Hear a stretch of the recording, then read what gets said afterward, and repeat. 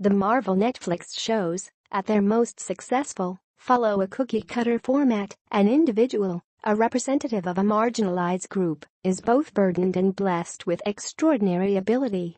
The 13-episode season becomes a bildungsroman for the superhero, flashbacks, context, and of course, the inescapable threads tying Matt Murdock, a blind man, Jessica Jones, a rape survivor, Luke Cage, a black man. The times where this subgenre of Marvel shows have faltered is straying from that format, whether that's season 2 of Daredevil, the ill-conceived Iron Fist, or the ensemble series The Defenders. At first, Marvel's The Punisher seems like another misstep. In the television landscape at large, another overwhelmingly gray and brutally violent show centered on a dysfunctional antihero is superfluous. Within the superhero genre, it's even more so. But The Punisher transcends what it appears to be. Not completely, and not always. This is still a very violent show, saturated in tortured masculinity. In just the opening credits, an array of semi-automatic weapons float in the air to arrange themselves in the skull-shaped logo of the Punisher. But thanks to Jon Berthal's seamless performance as the non-superpowered vigilante Frank Castle and showrunner Steve Lightfoot's sharp, conscious storytelling, the Punisher approaches the high points of Marvel's Jessica Jones by introducing a damaged, deadly character and telling his story as one piece of an unjust whole. Despite first impressions, Frank Castle is in fact a marginalized figure because he is a veteran. More reviews. Film review. Wonder. It's difficult to imagine better casting than Bernthal, who communicates so fluently with impassive silences and is convincing both when he is being terribly violent and especially gentle. But it still takes the show a few minutes of throat clearing to find its sweet spot. In the first episode, the Punisher might as well be ticking off a checklist of anti-hero tropes. He handles his emotions by slamming a sledgehammer into a wall over and over again, for hours. He is so frequently haunted by memories of his wife and children that they become irritating presences, if only because his wife, especially, has no discernible character traits beyond being warm, soft, and probably clean. He broods, constantly, with near-operatic range, over the pages of a book, behind a steering wheel, on the Staten Island ferry. Frank Castle broods so much, so single-mindedly, you want to offer him some eggs to incubate. But outside of Frank, the show starts offering the audience storylines that don't feel of a piece with his vigilante narrative. There's Dinah Madani, Amber Rose Riva, a suit at Homeland Security who is hyper-conscious of the fact that as a Persian-American woman, she's both an asset and a liability. There's a veteran support group, led by Frank's friend Curtis, Jason Armour, in which veterans from very different backgrounds struggle to make sense of the world they are reintegrating into. Early on, in a sign of welcome complications to come, Curtis says to Castle, "Do me a favor, Frank. Don't be a wallowing asshole." And there's cocky hacker Micro, Eben Musbakridge, who starts hunting Frank after spotting him on one of the many surveillance cameras posted around the city. Without fully realizing it, Frank's unit mates, Micro, Dinah, and Frank himself are all trying to understand what happened during one tour of duty, a series of missions where, it is revealed, Frank's unit was pushed to commit war crimes. As other veterans become better, bigger characters, and Dinah makes more connections in Homeland Security, the network of guilt and corruption behind the senseless violence is slowly brought to light. Both Dinah and Micro are intriguing characters, Dinah, in premise, and Micro, in execution.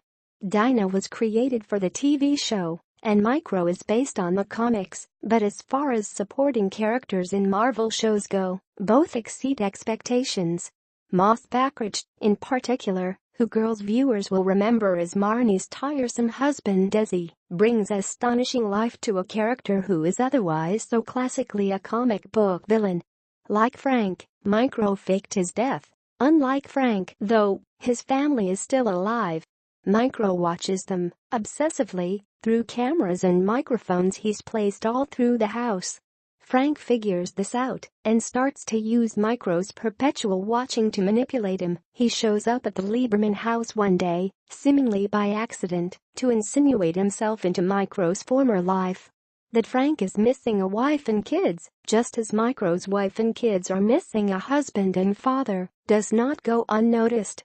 One of the strangely compelling things about The Punisher is how deeply messed up it is, as if it is observing, in the transition from comic book page to live action, how twisted some of these character dynamics are. This carries through in the show's relationship to its violence. Every episode is punctuated with a set piece of stunning violence, not just visually striking, as is often the case with action sequences, but viscerally affecting too. Action scenes that we have all grown accustomed to, like a car accident, where a sedan flips into the air and then lands heavily, or weapons drawn menacingly at a high-stakes card game, take on new brutality in The Punisher, which pays uncomfortably close attention to the sound of bones snapping, the smear of blood on a sledgehammer, the intimacy of getting close enough to someone to kill them. This is a brand of violence that is especially, punishing, brutal, scrappy, painful set pieces that offer nothing balletic or glorious about the act of beating the crap out of someone. It's cynical, and at times pretty despairing too.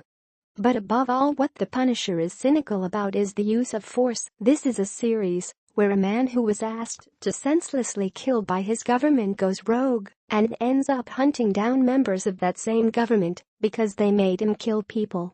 The show is wary of guns, wary of blind patriotism, wary of unquestioned service. It sides only and always with veterans.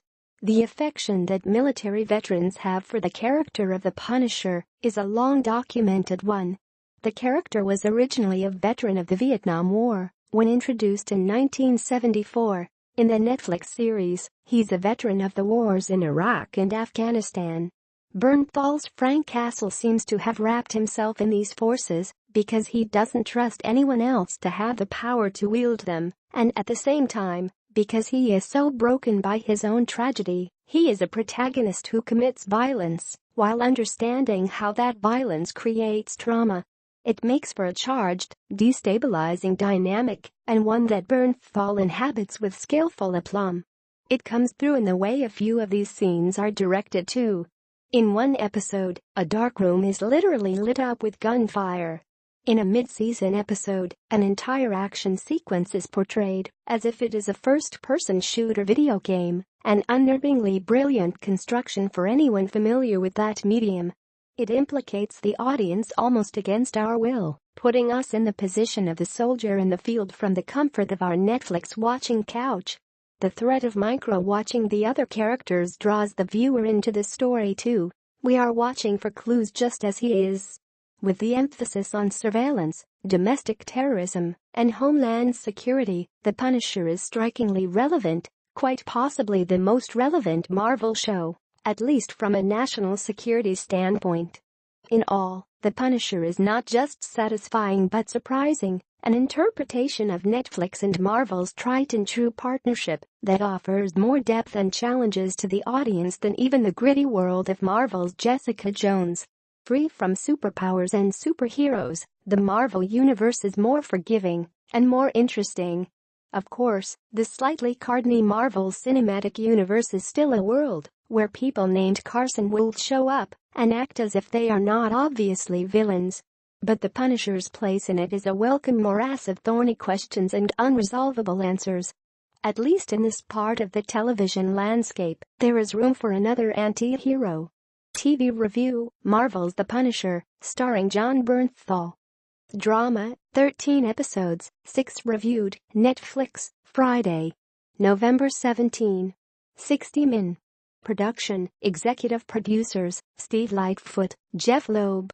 Cast, Jon Bernthal, Deborah Ann Woll, Eben Moss-Backrich, Ben Barnes, Amber Rose Riva, Jamie Ray Newman, Jason Armour, Daniel Weber, Michael Nathanson, Paul Scholz. With Shori Agdashlu.